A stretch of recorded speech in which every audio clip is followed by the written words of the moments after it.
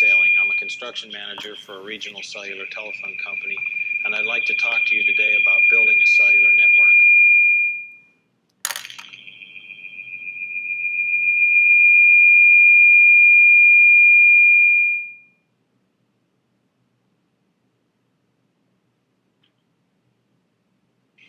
What is a cellular network?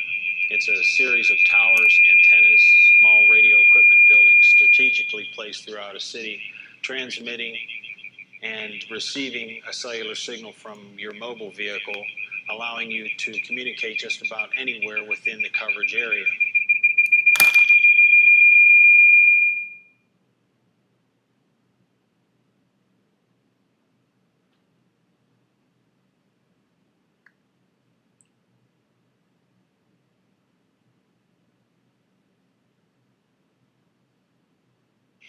Cellular, unlike the landline telephone companies, is limited in its coverage areas by the FCC, and those boundaries are predetermined in every city.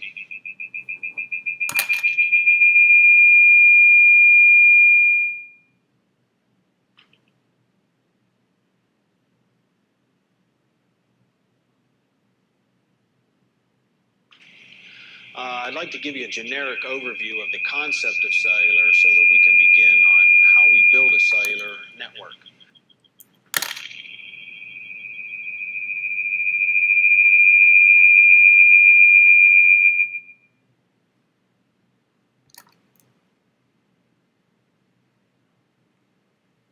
I'd like for you to envision having two tools. One is a 50-mile radius map of the city in which you live, and the other is a stack of octagon-shaped cards. This map will be in the scale of 1 inch equals 1 mile, and these cards will be 8 inches in diameter, which represents 8 miles.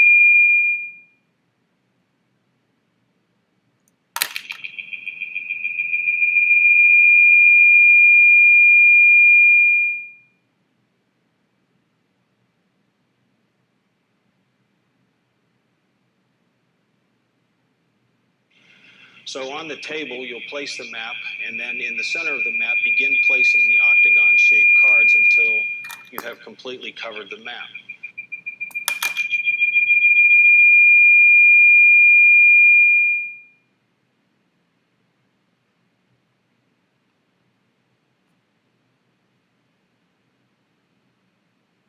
This will represent a cell or a coverage area. Each cell is independent and will have its own antenna or tower somewhere in the center of that coverage area.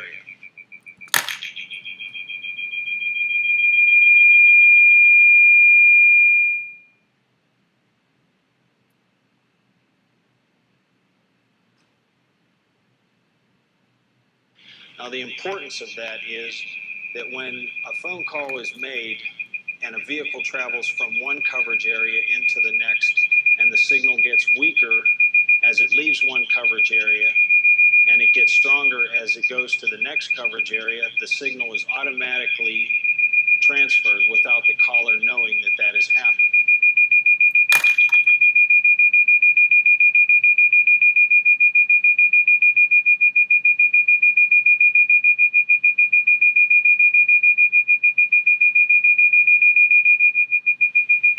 So in that process, the radio engineers are the next ones to get involved here. With the use of topographical maps, commuter routes, and traffic patterns, they determine where best an antenna might go in that coverage area.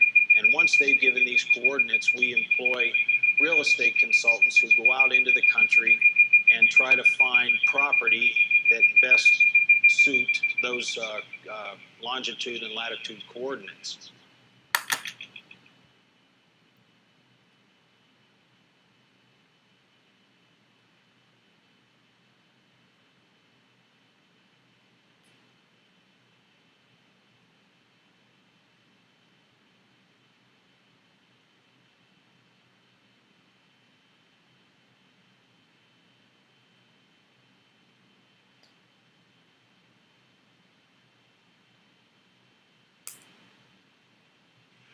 And if the real estate consultants have any luck, they come back and they have reached a lease agreement with one of these people, and the zoning process begins.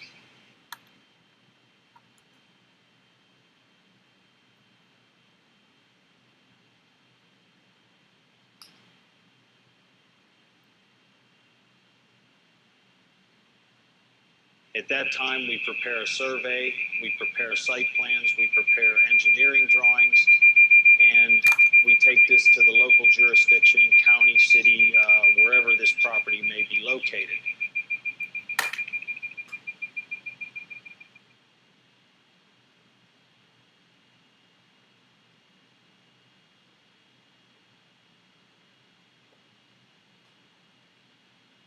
And the zoning process seems to be the most tedious process that we go through.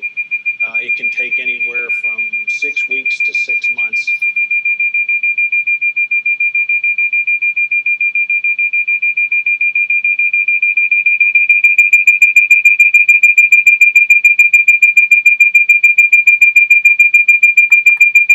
And usually it's just a very tedious process. And some of the problems we've had have been in the high concentrated areas of cellular use seem to be the most difficult to get zoning, because the people, we call it the NIMBY syndrome, not in my backyard.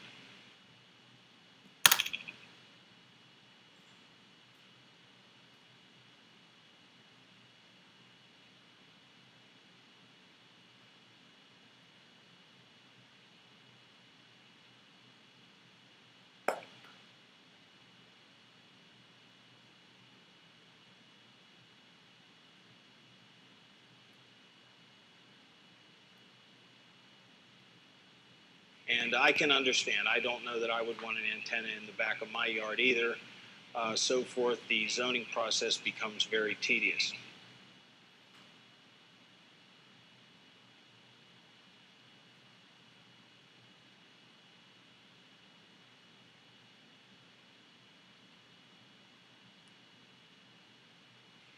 So having, let's say that we do get zoning approved, and we go out and we prepare, the engineers go out and prepare soil borings of the property so that we can begin to engineer the tower foundation and building foundations.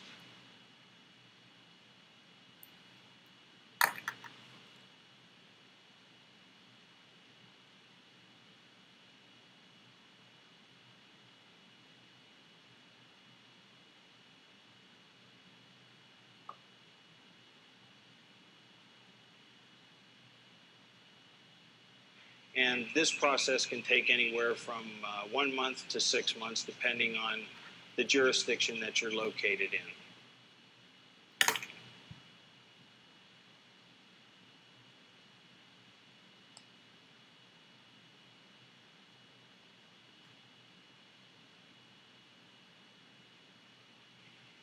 Once the engineering is complete and we have drawings sufficient to go to the county, city, or jurisdiction that we're applying for, we submit these drawings for their approval to obtain a building permit.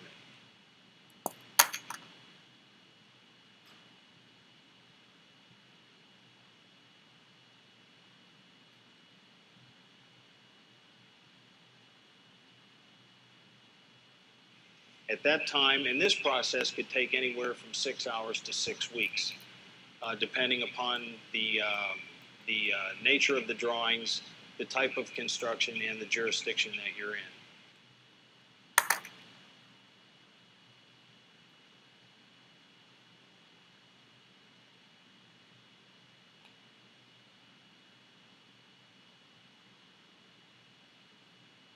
And once the building permit is issued, that's when my job really starts. I'm given a set of drawings, I'm given a location, and I'm given a time schedule. And time is very important in that I get this built on time, on budget, and in a timely manner.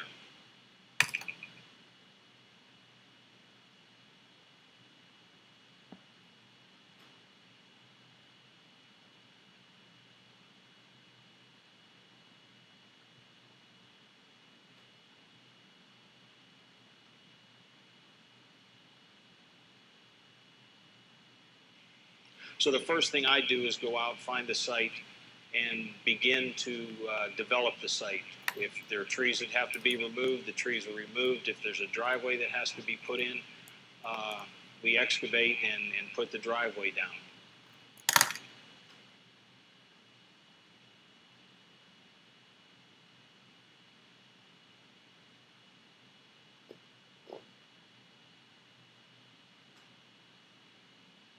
The next part of the process is clearing the land around the site and preparing it for the concrete foundation for the tower.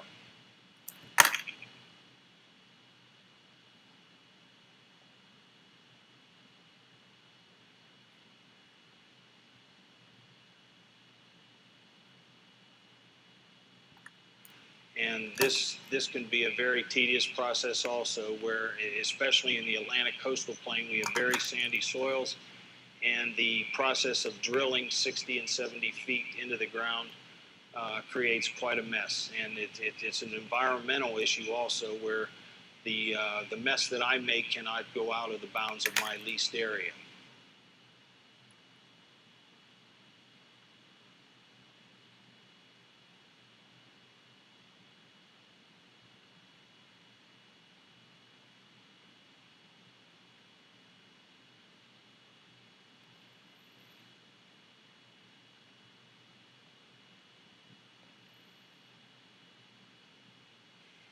So having done this successfully and the tower foundation is complete and I erect my building, we come back in and the tower is erected.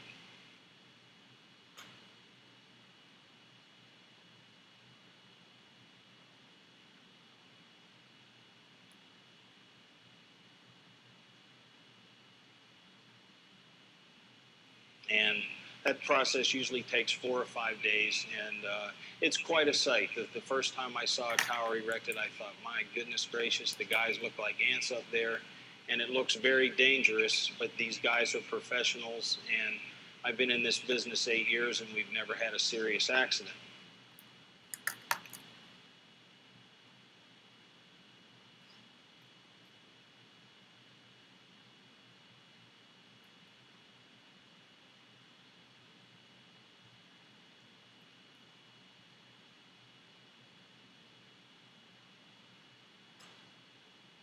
So having had the tower erected, the building placed, the driveway in, the next step is the power company, the commercial power company and the telephone company in that area bring their utilities into the site. They get hooked up into the building and the equipment inside is activated. The cell site is turned on and another area has cellular coverage. Thank you.